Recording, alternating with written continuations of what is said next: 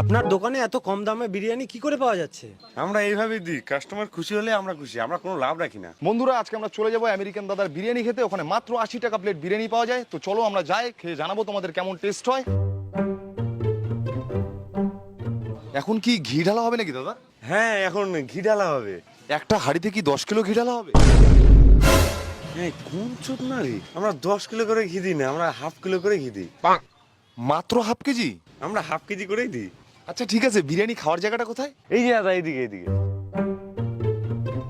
তো চলো আমরা 80 টাকার বিরিয়ানিটা টেস্ট করে দেখি কেমন টেস্ট হয়। আচ্ছা দাদা, আপনি কি সম্পা চাল ইউজ করেন? এত সস্তায় বিরিয়ানি দিচ্ছেন। সম্পা চাল? না না, আমরা পিওর বাসমতি চাল ইউজ করি। সেই খালাম কিন্তু। ও দাদা, আপনারা টাকা না দিয়ে কোথায় যাচ্ছেন? আমাদের বলছেন? হ্যাঁ হ্যাঁ, আপনাদেরই বলছি, টাকা না দিয়ে কোথায় যাচ্ছেন? আমাদের টাকাও দিতে হবে? কিরে? হ্যাঁ, তো টাকা দিতে হবে না? আপনার কোথাও ভুল হচ্ছে দাদা, আমরা ফুড ব্লগার। ফুড ব্লগার তো কি হয়েছে, বিরিয়ানি খাইছেন, টাকাটা দিয়ে যান। টাকা দিতে হবে? আপনি গোয়া উপুত করে বিরিয়ানি খেলেন আর টাকা দেবেন না? ফুড ব্লগারদের আবার টাকাও দিতে হয়? খালেন দালেন আর টাকা দেবেন না? ফুড ব্লগারের জন্য কি আপনারা বিনা পয়সা খাবেন? আপনার দোকানে খায়ে এত ভালো রিভিউ দিলাম আর আপনি আমাদের কাছে টাকা চাইছেন?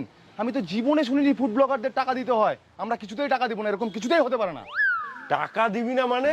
শোন, এইচএস তো হয়ে গেল, এখন আর কোনো কাজ টাজ নাই। চল এক কাজ করি, ফুড ব্লগার হয়ে যায়। তুই ক্যামেরা ধরবি আর আমি ব্লগ করব, কোনো চিন্তা নাই, টাকা পয়সাও লাগবে না, শুধু ফ্রিতে খাবো আর ঘুরে বেড়াবো। সত্যি টাকা লাগবে না? ফ্রিতে খেতে পারবো? আরে হ্যাঁ রে, ফুড ব্লগারদের কোনো টাকা লাগে না। কেন দেখিস না ভিডিও ফুড ব্লগাররা খায় বেড়ায়, কোনো টাকা লাগে না। আমরা ভিডিও বানাবো, খাবো, উল্টো আমাদেরই কামাই হবে।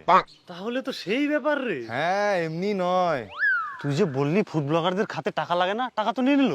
আরে আগে জানলে তো খারাপ রিভিউ দিয়ে দিতাম, ভালো রিভিউ দিলাম, আবার টাকাও নিয়ে নিল, লসে লস। চ অন্য দোকানে চ।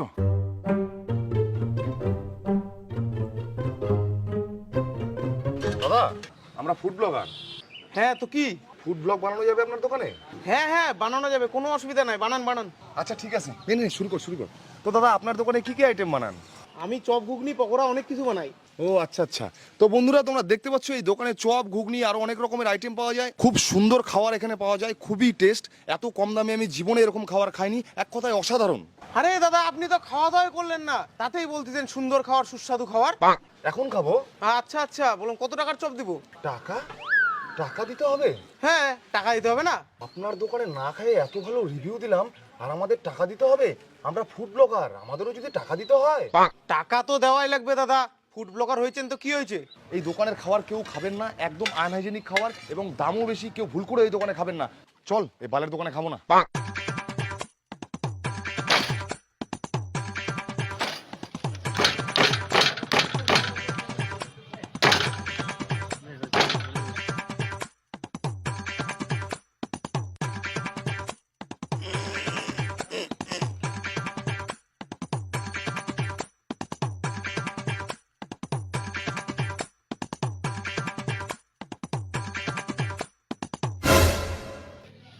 দাদা, আমরা ফুড ব্লগার, আপনার দোকানে ভিডিও বানায় ভাইরাল করে দেবো।